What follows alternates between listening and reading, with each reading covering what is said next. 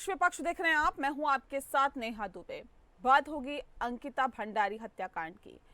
बहुचर्चित अंकिता भंडारी हत्याकांड में अब कोर्ट ने अपना फैसला सुना दिया है। बता दें आपको कि अंकिता भंडारी के तीनों दोषियों के खिलाफ कोर्ट ने उम्र कैद की सजा सुनाई है। अपर जिला एवं सत्र न्यायाधीश की अदालत ने फैसला सुनाते हुए तीनों आरोपियों पुलकित आर्य, सौरभ भास्कर और अंकित गुप्ता को दोषी करार दिया है। उन्हें उम्र कैद की सजा सुनाई गई है। ऐसे में आरोपियों को सजा मिल चुकी है। अब सवाल यही अधूरा है कि रिजॉर्ट में आकर किस वीआईपी को स्पेशल सर्विस दी जाती थी। दरअसल रिसेप्शनिस्ट अंकिता भंडारी पर रिजॉर्ट में आने वाले वीआईपी मेहमानों को स्पेशल सर्विस देने का दबाव बनाया जाता था। इसकी पुष्टि व्हाट्सएप चैट से हुई थी। मैसेज में अंकिता ने अपने दोस्त को लिखा था कि मैं गरीब हो सकती हूँ लेकिन 10,000 रुपए के लिए खुद को बेचूंगी नहीं। अब जब दोषियों को उम्र कैद की सजा का ऐलान हो गया है तो बीजेपी कह रही है कि हमने अंकिता भंडारी को न्याय दिला दिया है, लेकिन कांग्रेस कह रही है अभी तक ये पता नहीं चल सका है कि वीआईपी कौन था, किसके लिए अंकिता भंडारी को भेजा गया था। उत्तराखंड प्रदेश कांग्रेस अध्यक्ष करण मेहरा ने कहा कि अब भी कई गंभीर सवाल उठ रहे हैं और वो अभी उसका जवाब नहीं मिल पाया, जिनका उत्तर धामी सरकार को देना होगा। उन्होंने कहा कि न्यायालय ने दोषियों को सजा दी है, लेकिन ये पूर्ण न्याय नहीं है। आज भी स्पष्ट नहीं है कि किन वीआईपी व्यक्तियों को बचाने के लिए प्रदेश सरकार ने प्रयास किए हैं। जांच के दौरान साक्ष्य नष्ट किए जाने की मंशा से वनतारा रिजॉर्ट पर बुलडोजर चलाने का आदेश किसके निर्देश पर दिया गया। प्रारंभिक जांच में प्रशासनिक अधिकारियों द्वारा बरती गई लापरवाही के लिए कौन जिम्मेदार है और रिजॉर्ट में आग लगाकर सबूत नष्ट करने वालों पर आखिर क्या कार्रवाई हुई। मेहरा ने कहा कि जब तक इन सवालों के जवाब नहीं मिलते तब तक ये मामला अधूरा रहेगा। कांग्रेस पार्टी इस मुद्दे को जनता के बीच उठाती रहेगी और सरकार से जवाबदेही की मांग करती रहेगी। उन्होंने कहा कि हमारी लड़ाई केवल दोषियों को सजा दिलाने तक सीमित नहीं है, बल्कि संपूर्ण न्याय और सच्चाई सामने लाने तक जारी रहेगी।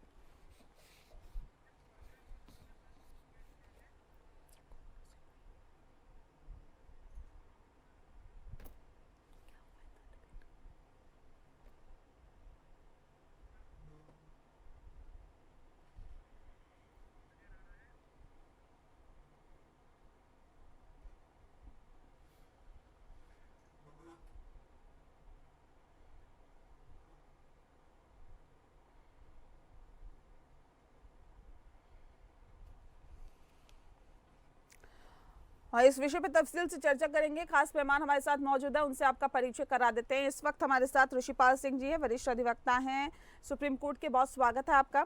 और हमारे साथ अजय राणा जी जुड़ गए हैं, वरिष्ठ पत्रकार हैं। अजय जी, आपका बहुत बहुत स्वागत है। और जल्दी हमारे साथ कांग्रेस के प्रवक्ता भी जुड़ेंगे।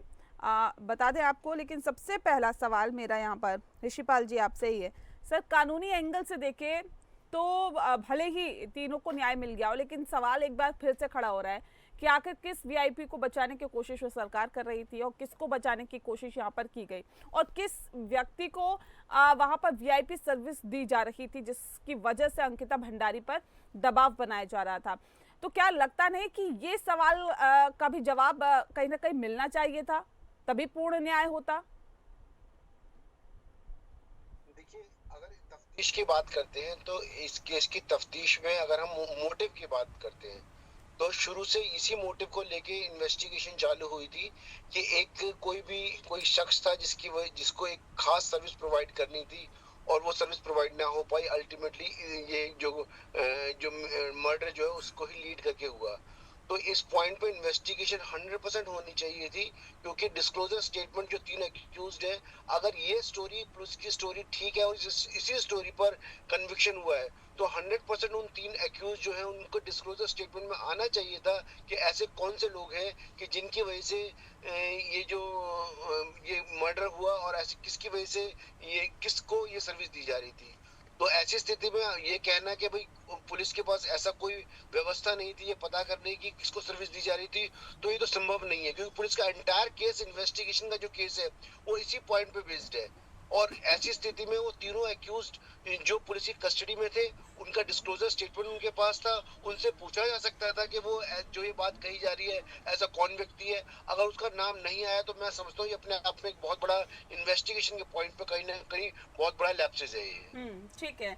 अजय जी, क्या वाकई इन्वेस्टिगेशन में कहीं ना कहीं इस तरह की चीजें निकल के सामने आई है कि किसी खास इंसान को बचाया गया, और ये भी देखा गया कि जो पूरा रिजॉर्ट था उस पर बुलडोजर चला दिया गया?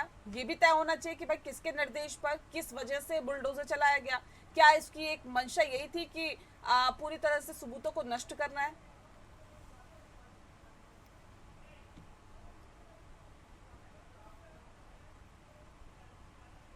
अजय जी, आपकी आवाज नहीं मिल पा रही, अनम्यूट करिए प्लीज। अनम्यूट करिए अपने आप को।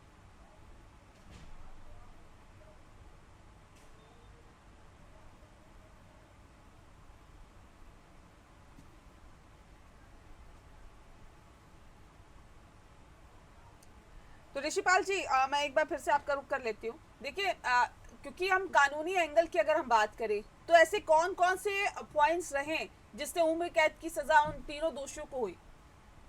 सबसे स्ट्रॉन्ग तो पॉइंट्स कौन से रहे? इस सवाल का जवाब देने से पहले मैं आपको, जो पहले ही आपने सवाल राणा साहब से किया था, उसके लिए मैं आपको कहना चाहूंगा कि इस केस में जो सीन ऑफ क्राइम था, वो सीन ऑफ क्राइम वो रिसोर्ट नहीं था। सीन ऑफ क्राइम वो कैनाल थी, नदी, वो नदी नहर थी जिसके पास से ये एलिगेशन लगाया गया। ये पुलिस प्रोसिक्यूशन केस था कि अंकिता को धक्का दिया गया। तो सीन ऑफ क्राइम जो कंप्लीटली वहां था। और ये जो उसके उसके अलावा उस रिसोर्ट में जो डॉक्यूमेंट हो सकते हैं, जिस डॉक्यूमेंट को हम, आपने जैसे पहले सवाल किया कि भाई कौन व्यक्ति था जिसको स्पेशल सर्विस दी जा रही थी, तो संभव है कि उस व्यक्ति का जो नाम है वो रिकॉर्ड्स में हो सकता है। तो उस रिकॉर्ड्स को डिस्ट्रॉय करने के लिए पूरे रिसोर्ट को तोड़ना, वो तो अपने आप में कोई नहीं। दूसरा सवाल मुझसे किया, क्योंकि इस केस में ऑलरेडी 302 आईपीसी की जो प्रोविजंस थे, जो धारा थी, वो तीनों एक्यूज के ऊपर लगी हुई थी। तो ऐसी स्थिति में जो इन्वेस्टिगेशन थी, इन्वेस्टिगेशन के बाद ट्रायल जो होगा, वो अगर 302 में कोई व्यक्ति कन्विक्ट होता है तो कोई ऑप्शन नहीं है कि उसको जो सजा होगी वो या तो उम्र कैद होगी या फिर फांसी होगी। क्योंकि इस केस में जो सर्कमस्टांस थे, वो सर्कमस्टांस ऐसे बताते हैं कि मुझे, मतलब जैसे हम लॉ में कहते हैं कि बहुत rarest of the rare case जो होता है, उस केस के अंदर अधिकांशतः जो है फांसी सजा होती है। वरना ज्यादातर जो मर्डर केसेस होते हैं उसमें 302 का जो केसेस होता है उसमें लाइफ टाइम दी जाती है। तो इस हिसाब से जो है लाइफ टाइम जो है वो दी गई है। जी, ठीक है। अजय जी, इसे किस तरह से देख रहे हैं, क्योंकि इस पूरे मसले पर भी राजनीति भी खूब हो रही है?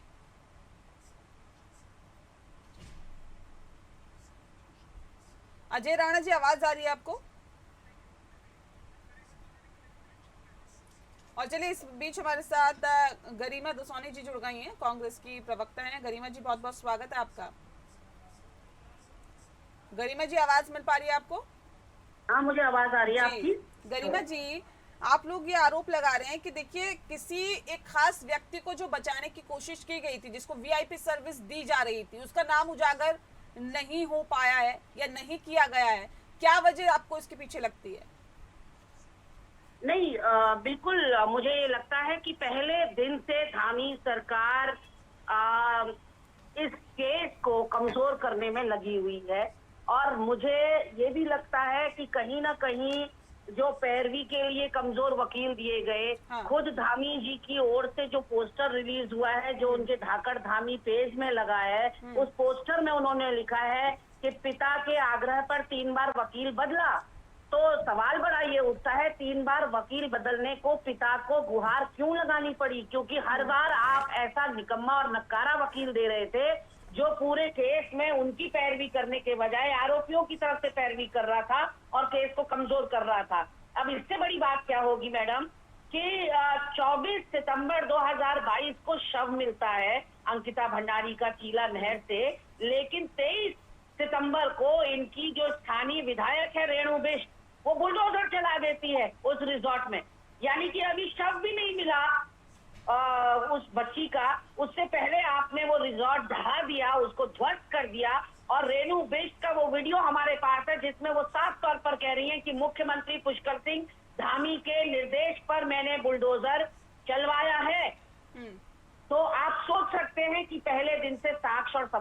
मिटाने की पुरजोर कोशिश की गई।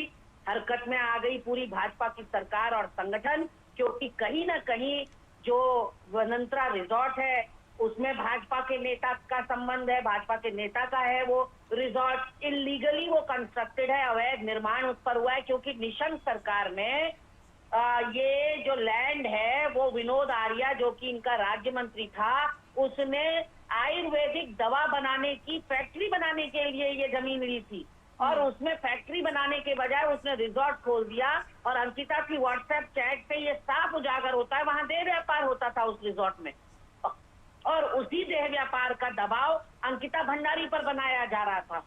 आप सोचिए कि क्राइम स्पॉट को आप ध्वस्त कर रहे हैं, जहां क्राइम हुआ है उसको आप ध्वस्त कर रहे हैं, तो क्या आप पर शिकंजा नहीं कसा जाना चाहिए? क्या आपके ऊपर कार्रवाई नहीं होनी चाहिए? क्या वो कॉग्निजेबल ऑफेंस नहीं है? क्या वो क्रिमिनल ऑफेंस नहीं है कि रेणु बिष्ट आज बच के निकल गई है और पुलिस की कस्टडी में होने के बावजूद उस वनंतरा रिजॉर्ट में 2 बार आग लगी मैडम, और आग की वजह से सारे साक्ष्य और सबूत नष्ट हो गए।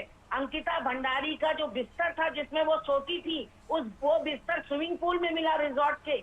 और तो और जो पीली पट्टियां आपने देखी होंगी, क्राइम सीन को पूरी तरह से पीली पट्टियों से कवर कर दिया जाता है, यहाँ भी किया गया।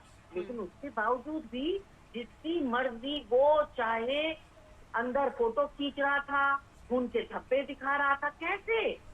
हमको वो नजारा आज भी याद है, वो दृश्य याद है कि कोई भी ऐरा गहरा नत्थू गहरा हर कोई वहां से अपनी सेल्फी स्टिक लेके, बड़े चैनल का पत्रकार है तो वो अंदर रिजॉर्ट के, छोटा कोई छुटभैया पत्रकार है वो उसके अंदर, कोई अपना खुद का चैनल या खुद का यूट्यूब चला रहा है तो वो उसके अंदर, सबके सब उसके अंदर थे, जबकि वो सील था तथा कथित रूप से, और सील नहीं था तो हो जाना चाहिए था। तो देखिए, जो 5 डॉक्टर्स पोस्टमार्टम करने के लिए लगाए गए, एक महिला का पोस्टमार्टम हो रहा है। इतनी संवेदनहीनता की एक महिला उन डॉक्टर्स की टीम में नहीं है। तो एक इसमें खोट हो इस पूरी जांच में, तो वो आपको बताऊं मैं, इसमें तो खोट ही खोट है। दाल में कुछ काला नहीं है, पूरी दाल काली है। तो मतलब आप ये कह रही हैं कि अभी अंकिता को जस्टिस नहीं मिला है, न्याय नहीं मिला है, उनके परिवार को जस्टिस नहीं मिला है। देखिए, जिस तरह की हैवानियत अंकिता के साथ हुई और जिस तरह की यातना से उसके परिजन, उसके माँ बाप गुजरे हैं, उसके एवज में इन आरोपियों को फांसी की सजा होनी चाहिए थी। इस पूरी 3 साल की सुनवाई के बाद कम से कम हमें अपेक्षा थी कि वीआईपी का खुलासा होगा। आखिर वो वीआईपी पाताल में चला गया या आसमान में गुम हो गया? कहाँ गया वो वीआईपी? क्योंकि वो साफ तौर पर लड़की कह रही है कि एक तथाकथित वीआईपी को एक्स्ट्रा सर्विस देने के लिए मुझ पर दबाव बनाया जा रहा है। ठीक है, मैं अजय जी का रुख कर लेती हूँ, मैं गरिमा जी आती हूँ फिर से। अजय जी, ये वीआईपी जिसका जिक्र किया जा रहा है, जिसको कोई व्यक्ति जिसको वीआईपी सर्विस दी जा रही थी, क्या नहीं लगता कि उसका भी खुलासा होना चाहिए? क्या लगता है कि इस पूरे मसले पर जो राजनीति हो रही है उसमें वो बिल्कुल सही है? कम से कम दबाव सरकार पर बनना चाहिए कि उस व्यक्ति का तो कम से कम खुलासा करें जिसको वीआईपी सर्विस दी जा रही थी। बिल्कुल, जो कांड हुआ है, जो हत्याकांड हुआ है, इसके पीछे जो सबसे बड़ा कारण था कि वो वीआईपी कौन सा जिसके लिए सर्विस की बात की जा रही थी। क्योंकि अंकिता ने जो है अपने दोस्त के साथ चैट में जो है इसको बताया है कि मेरे पे ज्यादा दबाव है। लेकिन अगर जिस प्रकार से एसआईटी ने 500 पन्नों के चार्जशीट दाखिल की है कोर्ट में, उसमें इसका कहीं कोई जिक्र नहीं है। अब ये बात आती है कि क्या वो वीआईपी था? अगर वीआईपी था तो क्या किस दबाव में उसका नाम नहीं आया? और अगर नहीं था तो केवल ये लोगों का भ्रम था या कोई इसमें राजनीति की जा रही थी सरकार को घेरने के लिए कि इसमें कोई वीआईपी था। लेकिन जिस प्रकार से अंकिता के माता पिता कहते हैं, संगठन कह रहे हैं, तो कहीं ना कहीं इसका जिक्र जरूर आना चाहिए। अगर नहीं था तो चार्जशीट में भी इसका जिक्र होना चाहिए था कि ये केवल जो है भ्रामक बातें हैं। और सबसे बड़ी बात अब इसमें यह है कि कोर्ट ने तो उम्र कैद की सजा सुना दी। अब जो पीड़ित पक्ष होगा, जिस प्रकार से संगठन ये मांग कर रहे हैं कि सरकार को भी हाईकोर्ट में जाना चाहिए कि डिमांड की कि इनको मौत की सजा दी जाए, तो देखिए, मौत की सजा देने का जो भी निर्णय है वो कोर्ट का अधिकार ठीक रहा है। ये जन भावनाओं या मीडिया ट्रायल से ये बातें कही जा सकती है। अब न्यायालय के सामने क्या साक्ष्य पेश में किस प्रकार से जिरा की गई, पैरवी की गई, ये इस पर डिपेंड करता था कि किस प्रकार की जो जज है वो किस तरह से कन्विंस होते हैं कि ये हीनियस क्राइम है क्या है। लेकिन अब उम्र कैद हो गई है, और उम्र कैद होने के बाद अब उस अंकिता के माता पिता हाई कोर्ट जाते हैं, या पीड़ित जो आरोपी पक्ष है, जो अब तो आरोपी पक्ष नहीं कहा सकता, अभी तो अभियुक्त की जगह वो कैदी हो गए हैं, वो हाई कोर्ट जाता है। अब आगे के कोर्ट पर निर्भर करेगा कि किस तरह की पैरवी होती है, कि सजाए मौत मिलती है। ठीक है चलिए, ऋषिपाल जी भी हमारे साथ जुड़े हुए हैं। ऋषिपाल जी, आपने बताया कि रेयर ऑफ रेयरेस्ट केस होता है तभी मौत की सजा होती है, तभी फांसी की सजा होती है, अदरवाइज ऐसा भी होता है कि उम्र कैद की सजा दे दी जाती है। इसके अलावा भी क्या कोई दूसरा एस्पेक्ट होता है जिस वजह से जो उम्र कैद की सजा होती है फांसी की सजा नहीं होती, और क्या रीजन रहते हैं इसके पीछे? क्रिमिनल केस के अंदर जब भी केस अपने फाइनल स्टेज पे पहुंचता है तो वहाँ उस केस की 2 स्टेज होती है। हाँ। पहली स्टेज होती है कन्विक्शन की, जहाँ पर प्रोसिक्यूशन ये साबित करता है कि ये जो केस है ये इसमें एक्यूज को कन्विक्ट होना चाहिए, और 302 में वो कन्विक्ट होता है। जब पहला पड़ाव पार हो जाता है, 302 के अंदर ये साबित हो जाता है हाँ 302 धारा 302 में इस व्यक्ति को दोषी करार दिया गया है, उसके बाद एक दूसरा हिस्सा चालू होता है, वो उसकी पनिशमेंट का होता है। जो पनिशमेंट का हिस्सा होता है, उस पनिशमेंट के हिस्से के अंदर जो एक्यूज पक्ष होता है, जो दोषी होता है, दोषियों की उम्र देखी जाती है, दोषियों का पिछला जो बर्ताव है लाइफ का वो देखा जाता है, और जो जिस तरह से अपराध किया गया वो अपराध का तरीका देखा जाता है। इन सारी बातों को ध्यान में रखते हुए, इन सब चीज को ध्यान में रखते हुए अधिकांश मामलों में, जैसे हमने भी देखा है अधिकांश मामलों के अंदर, तो उम्र कैद की सजा दी जाती है जब तक कि वो कोई rarest of the rare case ना हो, यानी वो कोई मर्डर बहुत इस तरह से विभत्स तरीके से ना किया गया हो, या बहुत ज्यादा मतलब बहुत ऐसा केस ना हो कि भाई कोई बहुत माइनर बच्ची थी उसको कई टुकड़े काट दिए गए, ऐसे बहुत सारे केसेस होते हैं। तो उन केसेस के अंदर अधिकांशतः जो है फांसी सजा दी जाती है। लेकिन जैसे ये केस था उसमें मैं कोई टिप्पणी नहीं करना चाहता, लेकिन फिर भी अधिकांशतः सामान्य तौर पे ऐसे केसों में उम्र कैद की सजा दी जाती है। ठीक है, देखिए गरिमा जी, इस तरह के केसेस में उम्र कैद की सजा दी जाती है जो कि कोर्ट ने दी है, लेकिन अब आपको क्या लगता है अब क्या किया जाना चाहिए, आप लोगों की क्या मांग है? नहीं, हम आशान्वित हैं। देखिए, अभी तो ये मामला जो है हाई कोर्ट में जाएगा, सुप्रीम कोर्ट में जाएगा, और हम पूरी तरह से आशान्वित हैं कि उसमें वीआईपी कौन था, क्योंकि उसकी व्हाट्सएप चैट तो अभी भी जस की तस है, उसको नष्ट नहीं कर पाए ना ये कुछ षड्यंत्र रचने वाले लोग। तो हाई कोर्ट जरूर पूछेगा वो वीआईपी कौन है, और जांच आगे बढ़ेगी। जिस तरह से मुस्कुराते हुए सौरभ भास्कर दिख रहा है, हाथ हिलाते हुए सजा देने के बावजूद वो मीडिया कर्मियों को और वहां एकत्रित भीड़ को मुस्कुराते हुए, खींचे निपोड़ते हुए जिस तरह से हाथ हिला रहा है, इससे साफ पता चलता है कि उनके पीछे बैकिंग है, उनके पीछे पैसा भी है, उसके पीछे बड़े लोग हैं। उनको पता है कि हाईकोर्ट में भी मामला जाएगा तो वहां भी हमें बचाने का प्रयास किया जाएगा, और ऐसे में जो बेशर्मी, बेहयाई इनकी तरफ से दिखाई जा रही है अपराधियों की तरफ से, वो निश्चित रूप से सोचनीय है। और मुझे लगता है अगर जरा भी इनको यातना दी गई होती मुख्य आरोपियों को तो वो उगल देते वीआईपी कौन था, लेकिन उनको तो वहाँ वीआईपी ट्रीटमेंट मिल रहा था जेल के अंदर, उनको तो चाय पिलाई जा रही थी। विनोद आर्या जो हैं, इनके पिताजी जो हैं, वो पुलिस कर्मियों को चाय पिला रहे थे पहले दूसरे दिन जब ये घटनाक्रम घटित हुआ 2022 की बात कह रही हूँ। तो आरोप है कि विनोद आर्या वहाँ पूरी चौकी के लोगों को चाय पिला रहे थे, उनके लिए बिस्किट नमकीन मंगा रहे थे। तो आप सोच सकते हैं जिन आरोपियों को इतना वीआईपी ट्रीटमेंट मिल रहा हो, उनके अटैची और बैग दूसरे लोग उठा रहे हो, तो आप सोच सकते हैं कि कितनी हीला हवाली हुई है। अब आप लोगों की क्या मांग है, अब ये बताइए, अब सरकार से क्या मांग कर रहे हैं आप लोग, क्या करना चाहिए? सरकार से तो देखिए हम पूरी तरह से निराश हताश हो चुके हैं। सरकार ने जो करना था वो कर दिया, उसने खेल बिगाड़ना था। उत्तराखंड के लोगों ने, मैडम, मक्खी नहीं निकली है इस केस में, पूरा बड़ा मगरमच्छ निकला है। हमने हमारी आंखों के सामने सबूत नष्ट करते चले गए ये लोग एक के बाद एक। हमने सीबीआई जांच की मांग की थी, मैं आज भी उस मांग पर अडिग हूँ। सीबीआई जांच कराइए, दूध का दूध पानी का पानी हो जाएगा।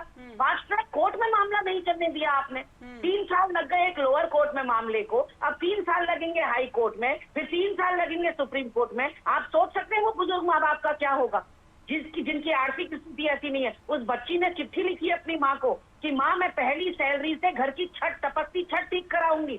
आप सोच सकते हैं आर्थिक स्थिति उस घर की, वो पहली सैलरी ले नहीं पाई, 8 सितंबर को जॉब में लगी और 18 सितंबर को मौत के घाट उतार दी गई। तो कहीं ना कहीं नजीर पेश होनी चाहिए। ऐसा नहीं है कि उत्तराखंड में उसके बाद अपराध नहीं हुए, बलात्कार नहीं हुए, बहुत हुए, सैकड़ों, लेकिन ऋषिपाल जी कुछ कहना चाह रहे हैं? ऋषिपाल जी, मैं ठीक है, गरिमा जी लौटती हूँ। अभी अभी भी कानून में ये प्रावधान है, जो हमारा सीआरपीसी का ओल्ड सेक्शन था 173 तब सेक्शन 8 के अंदर, जो फर्दर इन्वेस्टिगेशन जो होती है वो केस की कंप्लीट होने के बाद भी हो सकती है। अगर पुलिस को बाद में भी ये लगता है कोई ऐसा व्यक्ति था जिसके अबेटमेंट करने से, जिसके उकसाने से क्राइम हुआ, तो उसके बाद भी उस व्यक्ति को दोषी करार देके उसके खिलाफ तफ्तीश की अभी भी चार्जशीट उस व्यक्ति के खिलाफ फाइल की जा सकती है, अगर पुलिस को वो दोषी मिलता है। ठीक है, तो अभी भी चार्जशीट दाखिल की जा सकती है। लेकिन अजय जी, सीबीआई जांच की मांग की जा रही है, देखिए कांग्रेस पार्टी की तरफ से, क्या लगता है कि इस पूरे मसले पर सीबीआई जांच सरकार को करानी चाहिए? ये बिल्कुल कांग्रेस हो या जो जन संगठन इस मुद्दे को लेकर जो सड़कों पर उतरे थे, उन्होंने कहा था कि उनको सीबीआई जांच से कम कोई चीज मंजूर, कोई भी जांच मंजूर नहीं है। इसके लिए बाकायदा हाईकोर्ट भी गए थे, लेकिन हाईकोर्ट नैनीताल हाईकोर्ट ने सीबीआई जांच को नामंजूर कर दिया। वो पुलिस की जांच से संतुष्ट था कोर्ट, और पुलिस कोर्ट ने कहा कि इसकी जांच रेगुलर पुलिस ही करे, और जिसके लिए फिर एसआईटी का गठन किया गया। और बाकायदा जो एसआईटी का जो गठन किया गया, क्योंकि मामला महिला से संबंधित था, एक महिला आईपीएस अधिकारी के नेतृत्व में एसआईटी का गठन किया गया, जिन्हें 500 की जो चार्जशीट पढ़ने की चार्जशीट दाखिल की है। लेकिन अभी भी जो है जनता या उसके माता पिता कहते हैं कि वो उनको न्याय नहीं मिला है, वो फांसी की सजा से जो कम नहीं मांग रहे थे। लेकिन मैं एक चीज बता दूं, कई मामलों में सुप्रीम कोर्ट के जजों ने भी कहा है कि निचली कोर्टों को जो है ये सलाह दी है कि अगर कोई बहुत ही ऐसा क्राइम होता है, उसमें आप मौत की सजा दीजिए। हर मामलों में मौत की सजा जो है न दी जाए। तो इसको देखते हुए कोर्ट जो है, सुप्रीम कोर्ट के जो निर्देश थे या जो सुझाव थे, उस पर भी जो काम किया गया हुआ। और अब ये आगे आने वाली जो कोर्ट है, उसमें क्या इसका जो है किस प्रकार से पैरवी होती है, जिस प्रकार से अभी सुप्रीम कोर्ट के अधिवक्ता कह रहे हैं। बिल्कुल, क्या कुछ इसके अंदर होता है, ये वाकई देखने वाली बात होगी। बहरहाल बहुत शुक्रिया आप तीनों मेहमानों का हमारे साथ इस खास कार्यक्रम के माध्यम से जुड़ने के लिए।